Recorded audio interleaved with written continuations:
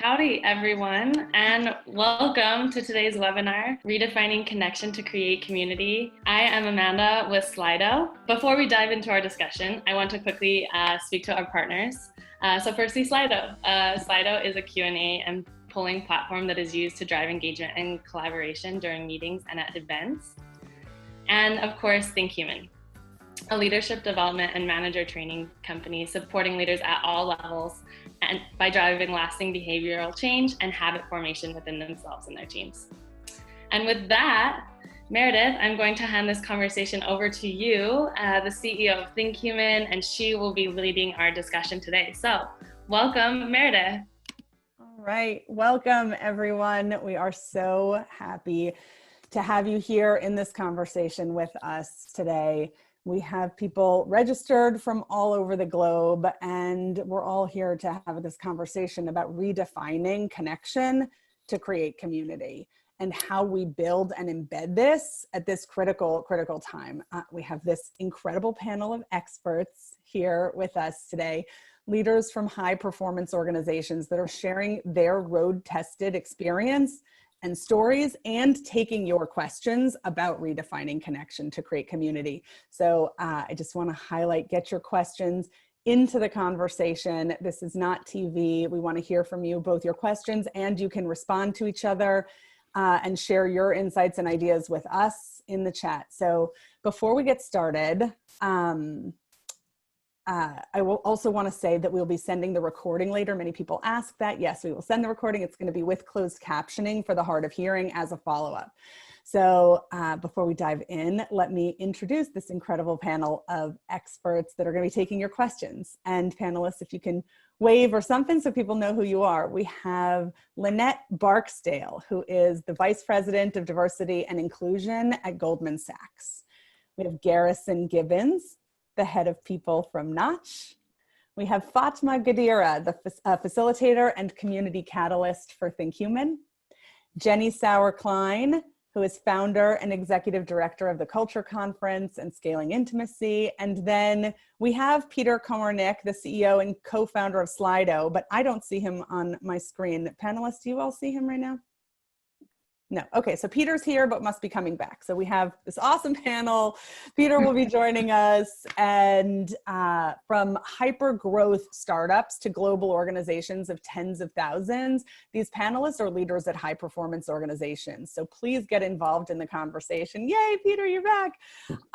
And submit your questions using the chat on the right-hand side of the screen. So let's start with a question that came in from Allison. Allison asked, how do you define community and connection? So just starting broadly with definitions, what do you mean when you use those expressions? And Jenny, let's start with you. All right, so I think in terms of community, it's probably a group of people that you would feel psychologically safe with, that you feel close to. And I do a lot of work around, as you said, Meredith, scaling intimacy. And so how do we create intimacy in especially in bigger groups? And it's interesting because when I say the word intimacy, people that often, well, it has sexual connotations sometimes, which is not what we intend in this scenario. And it also, when we talk about an event or a gathering, we say something's intimate, we often think that means small. That's what we've come to associate with intimacy. It's a small gathering, it's a small birthday, it's a small conference. And the reality is that if you look up the definition of intimacy in the dictionary, it says it's about a feeling of closeness or familiarity. And so I often use connection and intimacy interchangeably. I think it's a feeling of closeness and familiarity. And that feeling of closeness and familiarity can actually be created really quickly, and it can be created with a group of any size. And I think that's what's beautiful about it. How do we get past the initial chit chat or the ideas of who we think someone else is and just drop into more of an essence connection? I think that's what gives us access really quickly. I love that definition, Jenny. I would also add to that it's, for me, the ability to relate to other people or to self and the environment. And even to tie it to belonging, because I saw a question on belonging, the way we create that connection or that relatedness really determines if we're gonna be able to create belonging or not. And I think that goes back to the intimacy and the psychological safety piece, and also I would say the authenticity piece, where like, do you even feel like connecting with that person, and how are you feeling like connecting with those people? Yeah, the only thing I might add here is, when I think about community, I think about support, I think about encouragement, I think about, um, you know, people who will help kind of motivate and inspire you. And so those are a couple of things when I think about community. And as we get into the conversation today, I think we're going to talk about this. And I see a lot of questions about in the workplace, how do you do this? But I think those are important kind of words as well to describe what I think the sense of community means. So I'm excited to kind of do some of those things later on. But I see a lot of your questions, so we hear you, and I think we'll touch on those. Yes. Yeah, I would absolutely agree. I think I often think about commonality when I think about connection and community. So connection is often about finding the commonality between you and the other person, and the community is sharing those experiences and celebrating them in some way. So like as a queer person, I'm a part of the queer community because we have those commonalities, but I can also connect to allies outside of that community, or I can connect to other people outside that community and find commonality between us. So that's how I see the two. Awesome. Peter, I'm going to direct the next question to you, which is, why does this matter to business? Yeah, so I think for me, like really the community and the culture is at the foundation of every successful business. And if you look at any kind of incredible company, inspiring company, you could feel that kind of shared purpose and shared values and connections that these companies were able to create. So for me, like from the beginning, as we started Slido, the culture, the building of community, the shared values between people, like that was absolutely critical. And we, on the second day when we started 8 years ago, we put those values and common purpose on a big kind of white paper, and we put it on the door just to remind us every day, like, okay, why are we together? And then we kept it since that moment. So I think that's really like that foundation and that kind of core of every successful business. Yeah, as an HR person, I, often have to kind of link connection back to the ROI. So I actually responded in the chat, but for a lot of leaders, they want to know how exactly does connection or culture tie back to productivity or business revenue, et cetera. So I think we've gone a long way, or come a long way, in selling culture as a need, and obviously diversity of thought, belonging, and inclusion. But I definitely think during this time, the main thing that we're going to have to continue to execute on is how does connection or increased connection, how does Zoom increases, internal meeting increases, external meeting increases virtually, and the changes that those create, how does that impact kind of the ROI or the work put into it?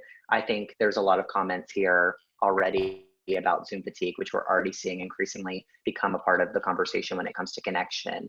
We're on like week 8 potentially, or 6 to 7 of this crisis. And I think immediately we flocked to an increase of connection because we just wanted it so badly, or we wanted to keep some level of normalcy.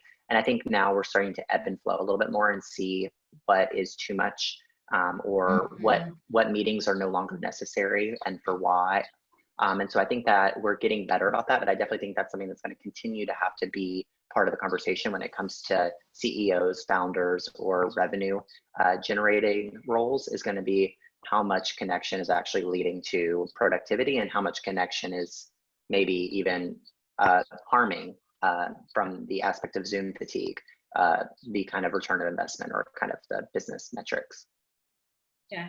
And I think Peter touched on this, when he initially answered, but part of the importance of connection is, if you think about it, fundamentally, when you work for a company, or you're in an entrepreneurial role, or you're in a startup, you want to be connected to the mission and vision. Those are the people who work extremely hard. Those are the individuals who, at the end of the day, when, the going gets tough, they just keep on going because they feel more connected. So at the root, when we think about the importance and the business proposition around connection, is if people don't have a baseline understanding or premise around the importance of connection and community, then it'll be really hard for them to even tie that into the business that they're doing and the role that they're taking on in your company. So it's really important, I think, to try to build this and continuously focus on this, because ultimately what you're doing is you're driving greater productivity, because people are going to be more connected and understand how to be connected to the work that they're doing.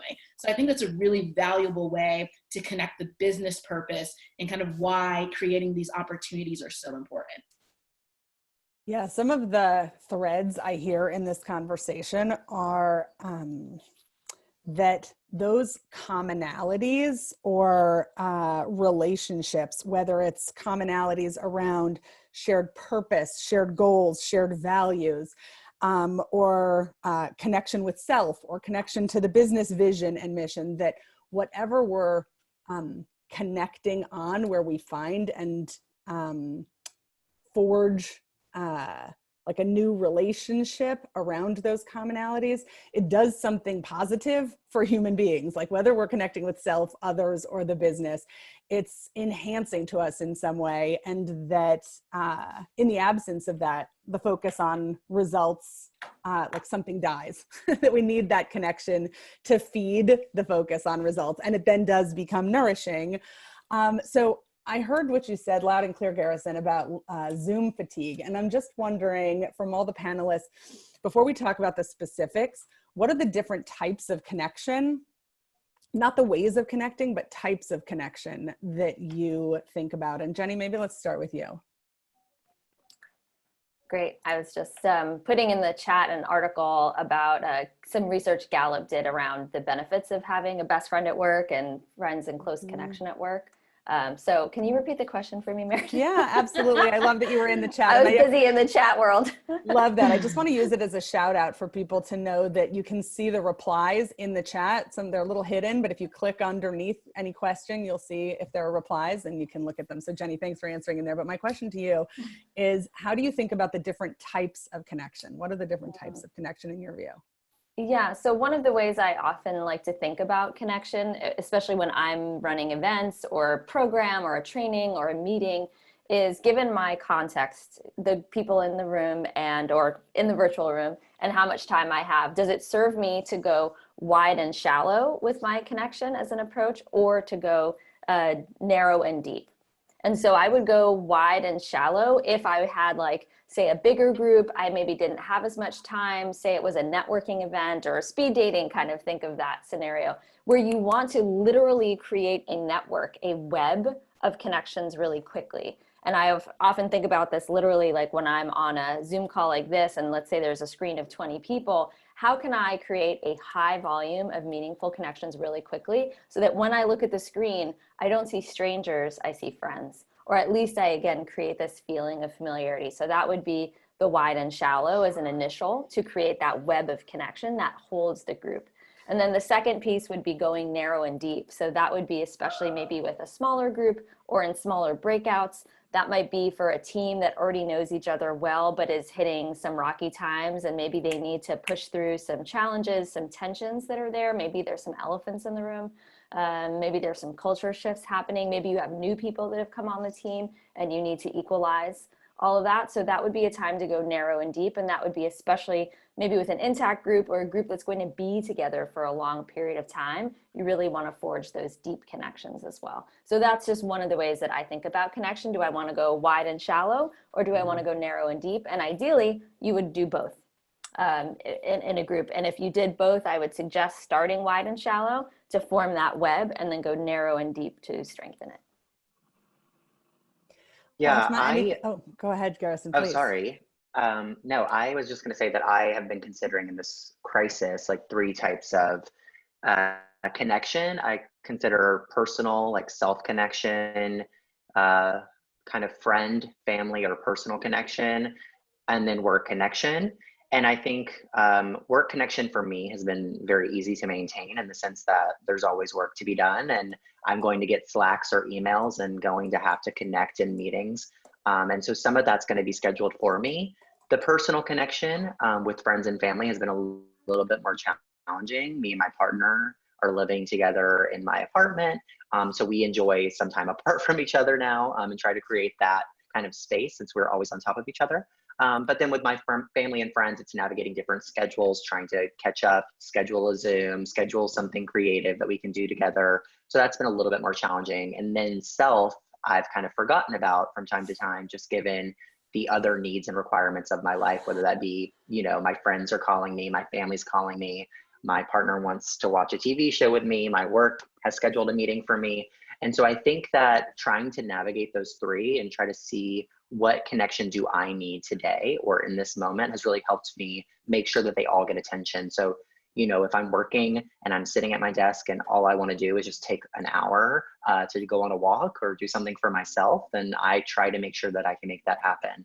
If I'm really craving family connection, I try to reach out and make sure that I'm getting that connection. So those are three ways that I'm thinking about it, particularly in this crisis, to make sure that I'm kind of making sure all of my needs are met and also all of my needs are thought of. Because I think it's easy to kind of lead with one, just given the nature of how work is panning out. But Fatima, would love your thoughts since I jumped the gun on you there. It's so funny because I think about it the exact same way, Garrison, and it's funny that we never talked about this on the pre-call, but that's exactly how I think about it. And I would add something to that where it's important to also think about the connection to a mission or an intention, mostly at the beginning of meetings. So connection doesn't always need to be between people. It could also be a connection to an idea. So if people are getting on a meeting, making sure to take that time to either connect them between each other, before connecting them between each other, connecting them to the intention of what you're trying to get out of this meeting. So everybody is on the same on the same level. I think this is like, with partner is super kind of powerful, because it's like you need to create this shared purpose, shared kind of values for the group, and establishing this at the beginning with partners is incredibly powerful. But I just wanted to add one more thing in terms of how I think about connection on a business level.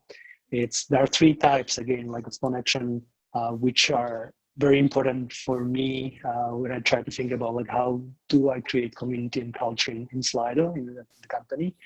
One is obviously like when you meet someone in person, then you can almost like live from this meeting for other Zoom calls or for emails and so on. It's so much easier to communicate once you met someone in person. So we have like half year, all company offsites, where we bring everyone together and like really meet them together, have a common experiences, go through, have the party at the end, go through like all the sessions together, have fun experiences, like creating this shared experiences is incredible, almost like recharging the battery. Then when during the next 6 months people are remote from each other, they can really kind of almost take the energy from this battery. So that's one level of kind of deep personal connection that I try to make sure we always have in the company.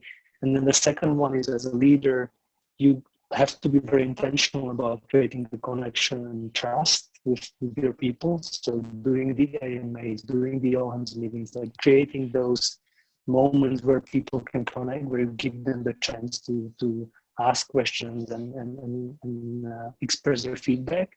And then on the other hand, allow them to connect between each other, like giving them that and fostering that ability for them to create social hours or run a pub quiz. That's how those that can create have incredible impact on how people connect within your company. So there's kind of three different types of connection that I can see. I'm going to restate some of those things because Peter, you're coming through, at least for me, very blurry. You may want to take yourself off video. I think we might hear you better for the audio if you come off video.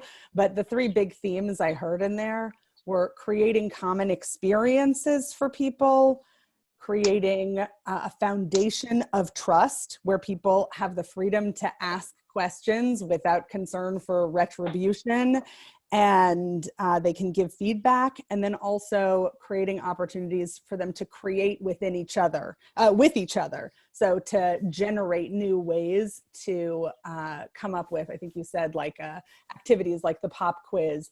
And that makes me think also of Jenny's reference to creating the web, where it's not just the leaders to the people, but the people among the people, and that web is really a foundation for connection.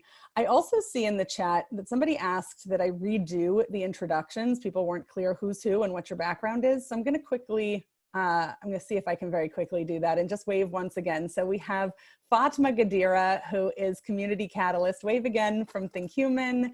We have Lynette Barksdale, who's Vice President of Diversity and Inclusion from Goldman Sachs. Jenny Sauer-Klein, who's Founder and Executive Director. Jenny, will you wave?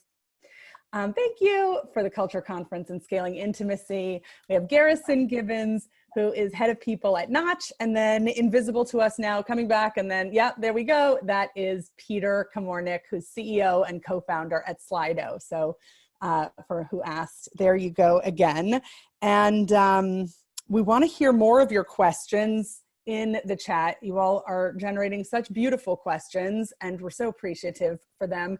Camille asked, how has this pandemic situation changed leaders' thinking about the employee experience in terms of connection and community? So Lynette, if you don't mind, do you want to jump in on that one from Camille? Yeah, I mean, I think for a lot of employers, everyone is still trying to figure it out right now. And I don't want to say that I feel like everyone has solved this right now, but I do think what I am seeing from many leaders is that they are stepping out of what ideally was their comfort zone around how they communicate, how they connect with people on their teams. And I see them really trying to push their way into thinking in a different way, which to me is great because, you know, I thrive on this theory and idea around emotionally intelligent leaders, bring out some of the best ideas and people. And so I really do believe that leaders are trying to step up and think about a way to connect in meaningful ways. And honestly, I think we all have to do that. And someone said in the message, multiple people have said in the message around this fatigue and this idea of, you know, are we now over kind of indexing on connecting? And in some ways we might be. For individuals, I'll take myself personally, you know, at some points during the day, I actually just have to turn off my camera. Right? I'm like, you know, I need to not be seen right now. Like, I'm okay to be on the call, but I need to turn off my camera right now. And I think that, you know, I've had to communicate to my team, you know, why I'm doing this, what that means for me in this moment, that it's just a recharge, you know, that, you know, my introverted personality is now just kind of shutting down even more if I don't turn off this camera for a few minutes. So I think part of it is that, one, we need leaders to just better understand at this point in time, flexing and being able to ask the right questions of people is one of the most important things we can do around building connection. And I've personally reached out to every single person on my team to understand how they would like to connect best with me, right? Because it's really not what I need, it's what they need. And really, especially during this time and thinking about how overwhelming this is, especially for our junior populations, you know, really understanding how they would like to connect is kind of the fundamental premise of this. And so I think asking those questions is the right way to start. Yeah, and I'll jump in and say I completely agree on the over-indexing part. I think, you know, we don't know what we don't know. And I think as leaders, it's our responsibility to be transparent about that.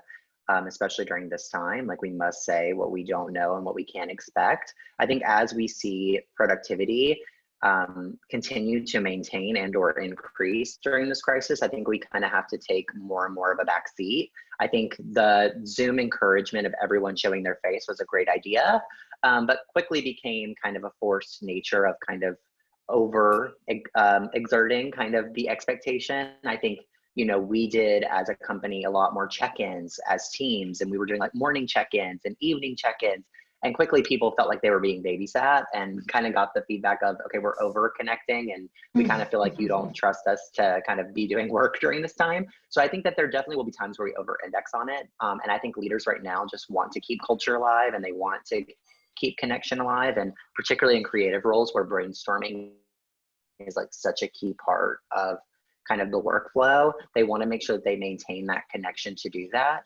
And so I think everyone's intent is in the right place. I think we'll figure out over time like what connection is necessary and what isn't. I think a lot of people right now want some personal connection, and or the crisis has kind of made them have to think more about their personal life, and work kind of comes second.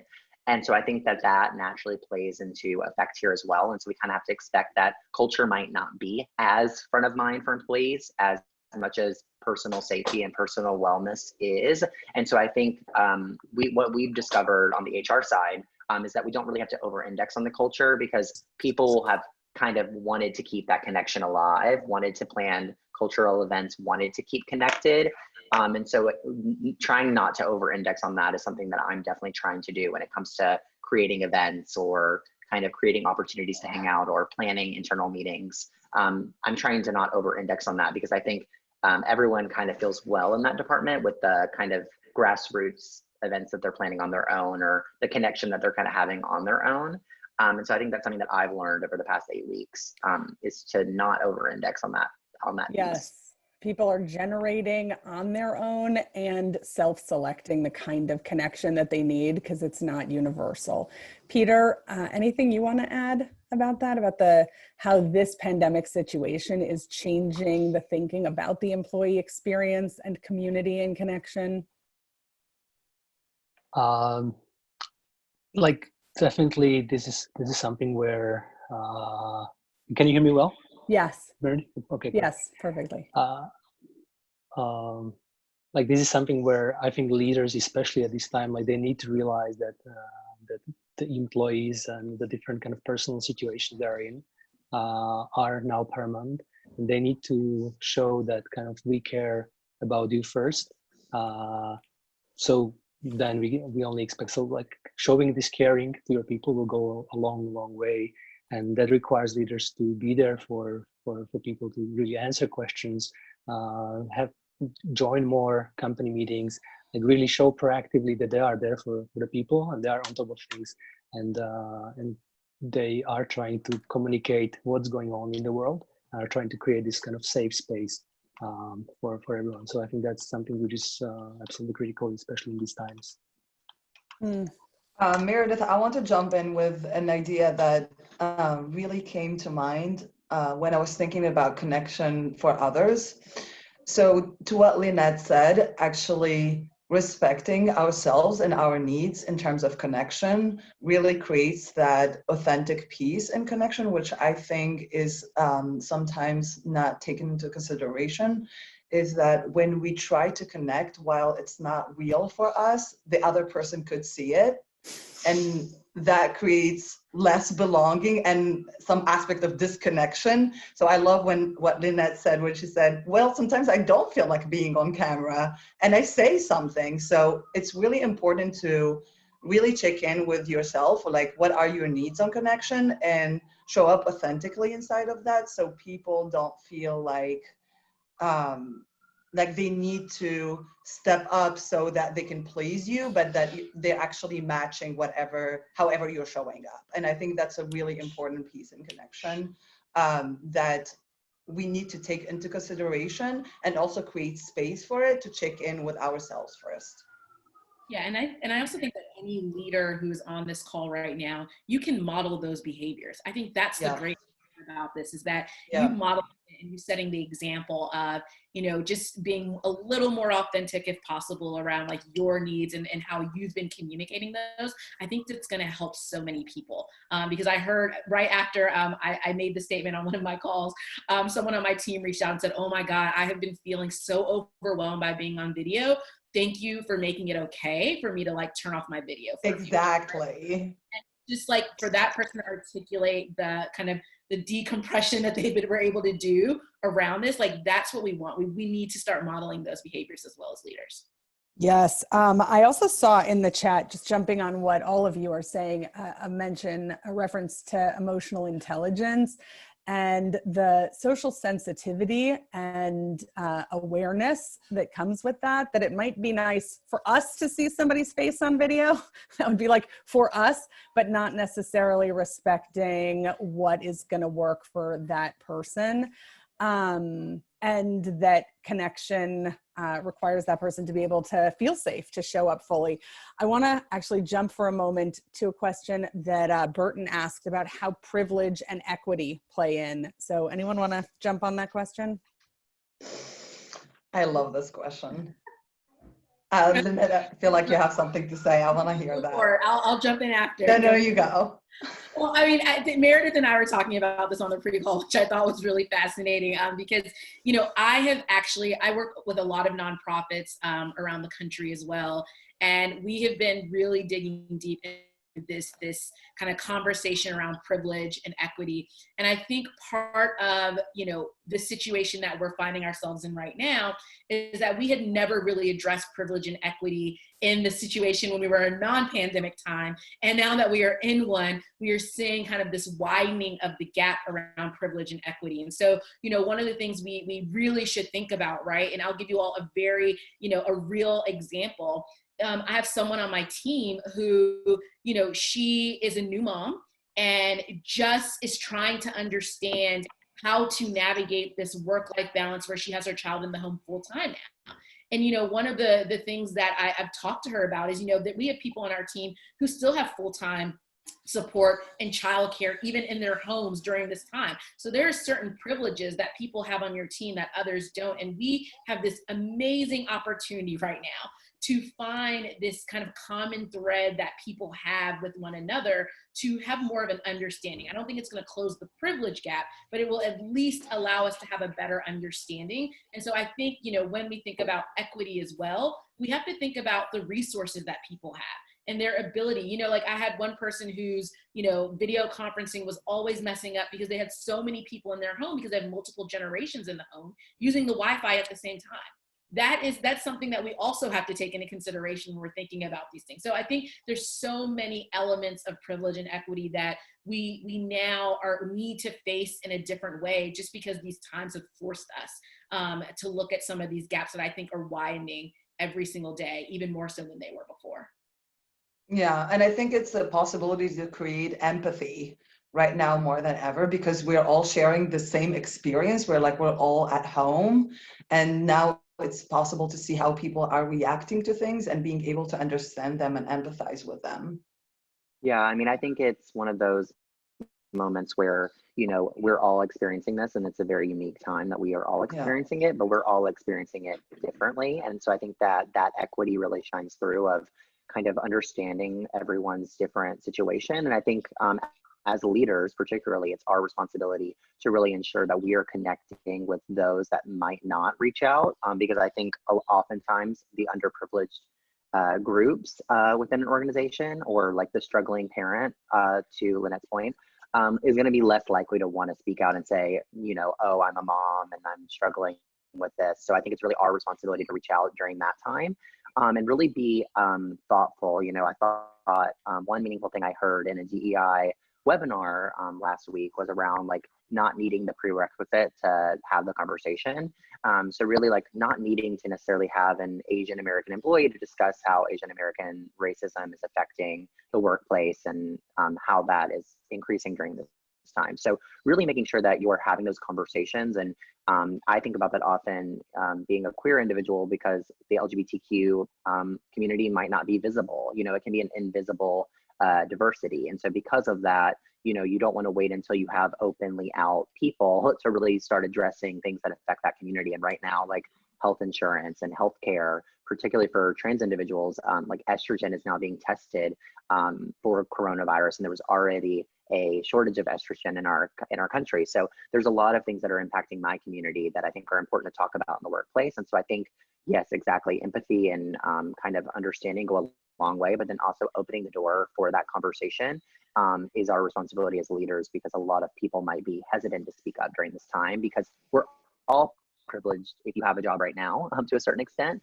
we all have some element of privilege. And so some of us, and I've heard this feedback from my own employees, some of us don't want to speak up because we're like, we don't really want to complain because you guys have given us health insurance and we have a job during this time. But no, like you need to voice what kind of inequity you're experiencing when it comes to your Wi-Fi, when it comes to not wanting to show the background behind you, whatever that may be. Like speak up about that, because I think you know, the privileged often gloss over that because we don't realize or think about it. And so unless we know about the impact, we can't really always depend on something to change. And so I think that conversation and that connection has to happen. I hear a couple of things that I just want to call out and highlight. Number one is leaders intentionally connecting with underrepresented groups to give them a voice, even if they're not actively initiating speaking out, so that it's better understood what those different communities are going through. And then another thing is not just putting all the emotional labor on that group to speak up for themselves, but thinking through what those experiences might be like, or talking to others. And then making sure that with all the different things we're doing, events and Zoom meetings and virtual happy hours, that those things don't necessarily speak to the underlying concerns that any given community might be having, that give them the feeling of not belonging or not feeling seen, felt, and understood. And so really addressing and unearthing those things so that they can be handled, versus just kind of like a blanket, all right, we're doing a virtual happy hour and a wide and deep and a narrow, or a wide and shallow and a narrow and deep, but really personalizing what people need. And I'm sorry, I just want to jump in really quickly because Garrison said something that's really profound here, that, you know, not only do some communities not want to speak up, there are some cultural aspects to why they wouldn't in the workplace. And so I actually don't ask the question to my team, what is not working for you? I intentionally don't ask that question. What I ask them always is, what is working for you? And then what I try to do is a lot of reflection on my own around what are the things that I'm doing that maybe they didn't call out, and how could I change some of those behaviors, and then come back to them with some insights to say, you know, well, I heard you when I asked you what is working for you, but you didn't mention this aspect. Is there something there that we could help fix or engage in a different way so that it works for you? Because it gives people the opportunity to not, to your point, Garrison, you know, complain or say that they're not happy, but it gives them more of an out to have a constructive conversation. And so I would just be really mindful about the language you're also using, because that's really powerful with how people show up as well. Yeah. So thanks I'd for love that. Yeah, Yes. I'd love to tag on that, Lynette, because I love that. I think the framing is so important. Like the questions we ask elicit responses and turn people's consciousness in a certain direction, right? Mm-hmm. What are we asking them to examine? And so I love the what is working for you. And then one phrase that I like as an addition to that is, I'll say, what is working for you, and how could it be even better for you? So in that phrase, there's an even better, which assumes it's already good. And then I'm asking that person for the proactive solution, suggestion, idea that would make it build on something that's already good. So that's something I use a lot in my sessions. And I just wanted to share one quick thing from my own learning around privilege and equity in this, is that as I've been leading connection sessions with people, I was doing this exercise I call backstage pass, which is, you know, getting in small groups in a breakout, say 2 or 3, and taking people on a tour of your space. And for me, I thought this was like very innocent. And as I got into it and got feedback and started to understand, wow, there's real socioeconomic implications to that, of people being willing or not, or comfortable or not, to varying degrees of sharing their space, which is a very intimate and familiar thing, right? Just think about in our day-to-day lives, there's probably, for most of us, a small select group of people that we would invite into our homes, right? That's like, you have to earn that, right? And for some people, that's even more sacred than others. So now we're inviting God knows how many people into our homes, which is such a deeply personal thing. And to what degree, you know, here in my screen, I've chosen to allow you into this part, but there might be things out of my control that come into that screen, right? Partners, children, pets, situations that I can't control. And so what I'm learning also is, just to really think through all the levels that I'm asking for someone to engage. And when connection feels forced, like we talked about earlier, it doesn't feel authentic. So how do we give different levels of opt-in for people? So in that exercise, when it was like backstage pass, give a tour, and I was like, it's about humanity and sharing your dirty laundry too. You know, I realized that that was not so innocent for some people. And so could there be another level of that, which is, instead of taking them on a tour, maybe show them one part of your space that's not in your screen, or maybe bring in an object into the space and share something meaningful about that. So just thinking about, how do we give people a range of options so they get to opt in at their level of comfort and willingness? Yeah, and I think that authenticity can easily become invasiveness. like it can easily become invasive. So I think it's like, yes, encourage authenticity, encourage connection, but let the person that is the opposite of you kind of dictate and kind of move the conversation to a place that they're comfortable with. I often share, like when I talk about my own belonging, like as a gay man from Mississippi, my first workplace was super inclusive, like gay CEO, gay founder. So we did a lot of LGBTQ events, but I had so much trauma coming from Mississippi that I wasn't fully able to be myself at work because I had kind of grown up with this mentality of, okay, when you're in front of people, you behave a certain way. And when you're in work, you do this and this and this. And so there were these blurred lines that I myself was not comfortable with. And so at that time, no matter how inclusive that company was, and no matter how much I loved the company when I was there, I now can acknowledge that I was not my full authentic self at work because I was not in a place to do that. And so I think personal safety always comes first for people.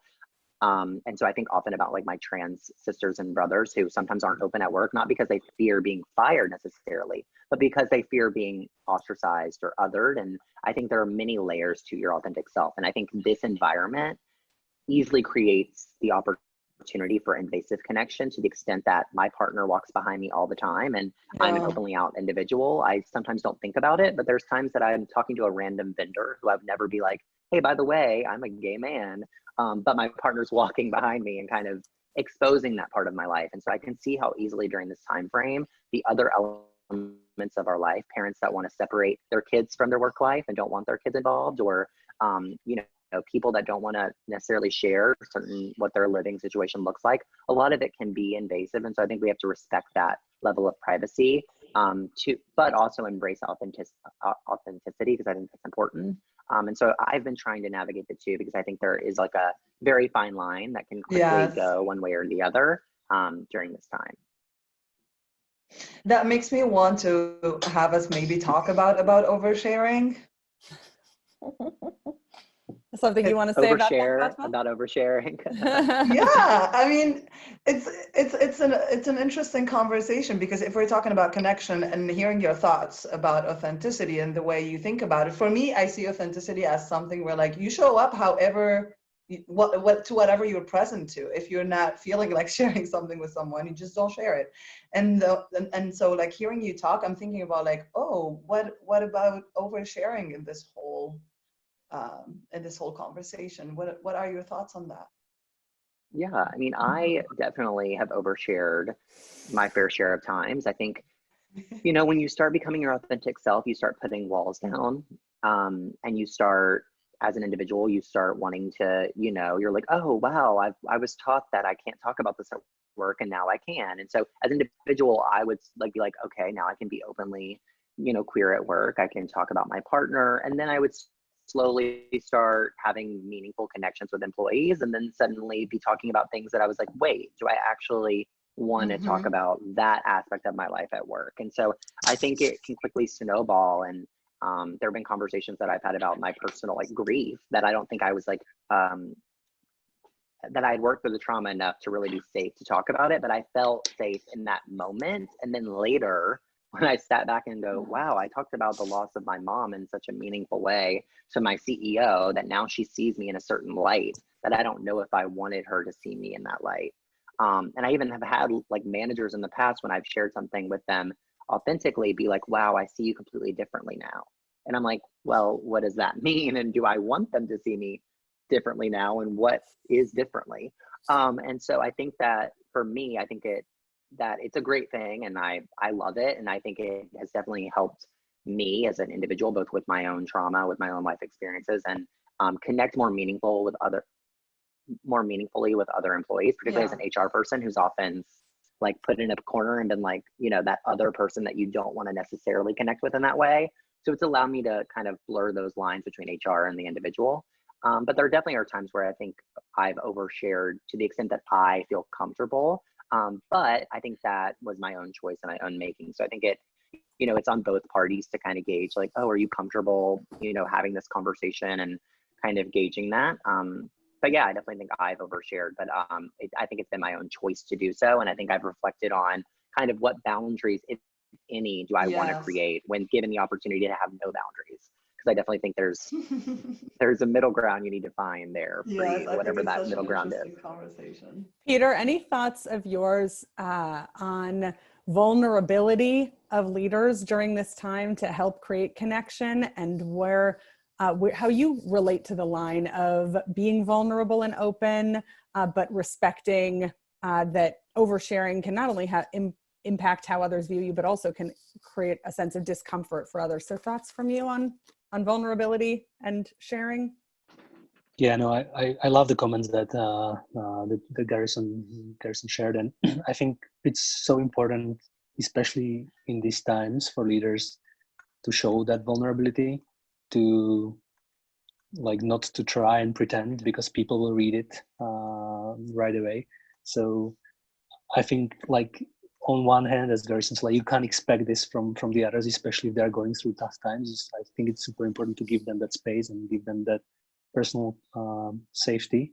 But at the same time, you can lead by example. So yes, I had my kids run during our executive meeting into the room and start playing behind me on the bed, and the way you react, that's going to kind of define how other people will perceive those instances, whether that's okay or not. So I think being vulnerable and just recognizing that things are more difficult right now can create a very deep connection with everyone else in the company. That's a great segue into a question from Kat, who asked, what recommendations, like specific practical recommendations, do you have for building community during this time?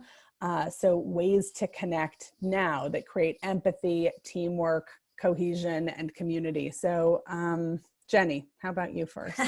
How did I know you were going to pick on me?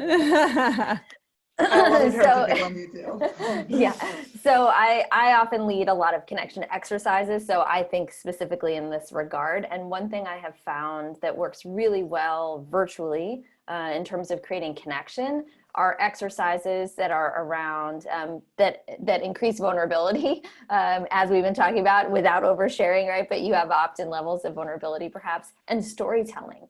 Like, storytelling is so beautiful, right? Because it gives us a little insight into someone's world, and it creates empathy between people. So I think sometimes storytelling can be as simple as just asking a prompt, a question that allows people to kind of look back for what was a meaningful event in my life. So I'll just offer two questions that I really love that I find will do this. One is, what's a pivotal event or a moment in your life where everything changed?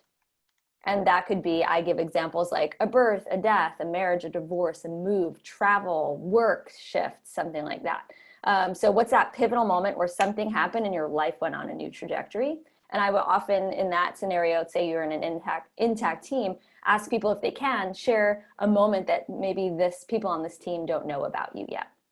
So that's one question I love. And another question I love that I think you get varying levels of opt-in is, what's a challenge in your life that you've overcome?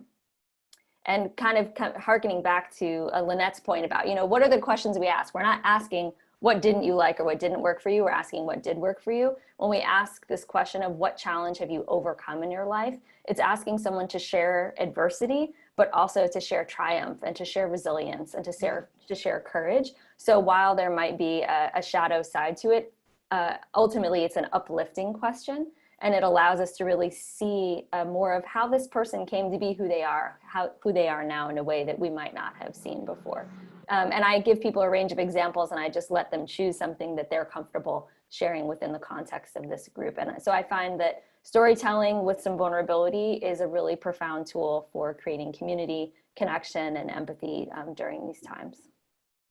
Love it, Jenny. I would Anyone also else? add that there are so many ways to be creative right now, where it doesn't need to be in a virtual meeting, but just by co-working together, you could be sharing like lists of music. It's something that I've been doing with my teammate. I discovered AD music recently, and we could just like be sending each other like soundtracks, or even being on the same list of YouTube channels. So there are so many ways that we can connect with people, even with a note of an acknowledgement, or saying, I don't know if you are willing to connect these days, but I'm here if you need to talk to me. So I think that apart from the real connection that happens between people in meetings, that there are other pockets of connection that we could really use during this time to make people feel seen, and have them come back to you whenever they're ready. Yeah, I've been using a lot of different tactics at my company right now. We've been doing a lot of fireside chats, so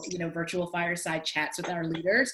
And one of the things that I challenge the team to do is, instead of jumping right into the business or going into the topic, like ask people, how are you doing? How is your day going? To Jenny's point, I think storytelling is one of the most powerful ways that we can bridge any divides that we currently have. And I think we don't do enough of storytelling. So having people just share that. And then another thing that I think has been extremely helpful is asking our leaders to talk about what they would do in a specific scenario. So for example, I have a lot of people who are concerned about promotion and excelling in their career or mobility right now in their career just because of the virtual nature that we have right now. And, so we're asking a lot of leaders, well, what would you do in this situation? Or what are you doing with your manager to communicate your performance or how you're doing in your role right now, right? So really getting people to talk about it from their point of view versus what telling people what they should do, right? Really having those personal experiences, I think, is really helping people have a better connectivity to what they could be doing in their own roles. Maybe just to kind of add to what Lynette was talking about, those meetings and the potential they have. We just actually finished our all hands meeting 2 hours ago, actually 1 hour ago. And there are like 3 very specific tactics that I think were very powerful for the team. So it was an all hands meeting. We had like people joining, everyone was joining from the home. And we actually intentionally started the meeting 15 minutes before the official kind of start. We had 2 co-facilitators that just invited everyone to join as well. We had 2 kind of fun polls asking people like, how are they feeling? And what is the kind of one hack or one routine they learned in this kind of work from home times that really changed their lives or made their life better? And there was this kind of sharing together, and this 15-minute conversation of people joining before the actual meeting started created this very nice vibe that really translated into the meeting then. And then one very powerful thing, what we also did during the meeting was, especially if people are working hard and you can't really see them anymore in the office, we have this very favorite activity called like Silent Hero. So we ask everyone like, okay, take 30 seconds and think about that one person who really went beyond and above what was expected maybe from them and really did something meaningful or did a great job last month. We ask them to submit those in a nice word cloud, like what we are doing here at this webinar. And then we just go through those names. We read some of those shout outs, and it's just powerful few minutes during the meeting where you really connect these people together. So very specific actions, like don't be afraid to work with the group and give them the chance to actually give a shout out and connect via technology as well. All right, we are running short on time. There are so many questions here I still want to get to. So I'm just gonna throw this one in for 1 or 2 answers, but somebody asked, how are you thinking about connection as we return to the office? And people are a bit frightened of each other. It's not happening yet, but coming soon, where people don't feel comfortable necessarily touching or being in close proximity. So any panelists willing to jump in on that one? Yeah, I can jump in first. Yeah. Can you guys hear me okay? Yeah. Sorry, my internet crashed and I'm back.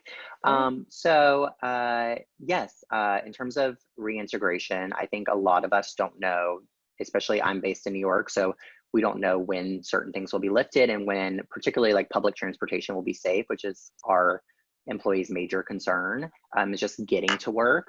They're less concerned about being at work because we have a large space and we are a startup company, so we can kind of spread out. And so we have called for the next 6 months, we will allow everyone to be working remotely. We will allow them to continue working remotely. And that really gave everyone peace of mind to either stay in the locations that they relocated to outside of the city or kind of make some life changes or decisions over the next 6 months. And then if we do reopen the office, it'll be an optional experience. So if people want to be in the office or have meetings in the office, they can go to it when it seems safe. But we are planning a large connection opportunity the minute that kind of travel outside of New York or travel to a location becomes safe. So we're planning a company offsite that we will plan kind of around the time frame that we know that connection will be safe again in that kind of environment. And so past offsites we've had have been in New Orleans. We were planning on doing one in Nashville in June that we've now delayed. But I think that's kind of our first kind of either on site where we bring everyone to New York and we find a place to do it somewhere cool there, or an offsite outside of New York to a location to really get everyone together and really make it a bonding experience. Because I think most people miss that human connection element, but are primarily focused on safety. So we don't want to do anything to jeopardize the safety element, because I think that's kind of the front seat for most people. You don't really get connection if people don't feel safe, right? Exactly. Particularly on the subway, like people just don't want to be on that. So yeah, that's kind of what we're doing, is kind of giving them the peace of mind, and then letting them kind of reconnect when it's safe to do so. And all right, go ahead. Add really quickly, one thing that we're continuing to do is to think about every type of engagement that we were going to have otherwise, and we are making sure that there's a virtual component to it. So still to ensure that people can, come in over video conference, people have a way to dial into those moments. Every single kind of event that we are setting up in the near future, we're going to make sure that there's still a virtual component. And that's advice that I give everyone, is just think about it kind of two-pronged about how you can have people connect, whether it be virtually or live. Yes, that the theme of this conversation is the foundation for connection is that people feel safe and have options and can opt in a way that feels right for them. Yeah. All right, we have only 2 minutes left, so I'm gonna ask that you do this in the most pithy, like one sentence, how short can you say it? But if the community, with all these amazing questions, if they're gonna do just one thing coming out of this webinar, only one, what's the one thing you'd have them do? And Peter, let's start with you. I think, yes, give people the chance, especially in those moments, give them the chance to ask questions in a safe way, create this safe channel for people to raise their concerns and know and truly express how they feel. That will be one thing, create this back channel. Love it. All right, Garrison. Make a list of 5 people in your organization that you don't connect with often that you would like to, and every day of next week, connect with one of those people, whether that be via email, via 5-minute coffee chat, however you want to do it, but do that. Love it. Lynette. I just think everyone should reflect on, are we asking people what they want, or are we just assuming we know what they need? Just take moments to reflect on that for yourself personally, professionally. I think that moment of reflection will help us change some behaviors, either in the right way or in, kind of rerouting some of the things that we're doing currently. So I would just take some moments to reflect on that. Love it. Fatima. I think I'm going to add on Garrison's advice. With those 5 people, try to find 5 commonalities with them in those conversations. And Jenny. I'll throw into the bucket an element of fun and play. And I think, Fatma, what you were saying about sharing playlists and music, like fun and joy can also bring deep connection. And we often overlook that. And it's such balm for the soul at this time. So whatever you can do to add some light and some fun and some play into your connections. So good. All right, to all of you amazing panelists, thank you so much for sharing your wisdom, your experience to this incredible community. Thank you for your questions, your contributions, your insights, resources. Go make your version of this real in the world. And at that, I turn it back over to Amanda to close us out. Meredith, thanks so much for handing it back. I know we're running a little over time, so I want to be mindful and respectful of that. But I just want to say that this was incredibly insightful for myself. My personal biggest learnings are definitely around being vulnerable with my leadership team and really asking myself what I need. We at Think Human and Slido, again, really appreciate everyone engaging in this conversation and participating with their comments and questions. Our intention is always to support you in a way that you need it the most, especially at this time. So to that end, you are going to see a poll available for you to vote in just a moment. Please take a second to look at this. If you want to learn more about how to make your meetings and virtual events more engaging, please select Slido. And if you want to hear more about training to equip your managers to do their best work and support their teams during this time, select Think Human, or of course you can select both. I just want to take a final moment to speak from my heart and give a major shout out to the team at Think Human. I'm so grateful to have had the opportunity to work so closely with you guys over the past month. it really has been a pleasure. Working alongside with your team has had tremendous impact on my own leadership skills. And I cannot speak highly enough about what you guys are doing as an organization and who you are as individuals. So insane amounts of gratitude for you guys. And with that, thank you so much for being a part of this conversation. Whatever connection or insight or feeling you received, as Meredith said, I hope that you can take this and create your own version of it in the real world. Thank you, everyone. Take care. Thank you. Thank you. Bye, guys.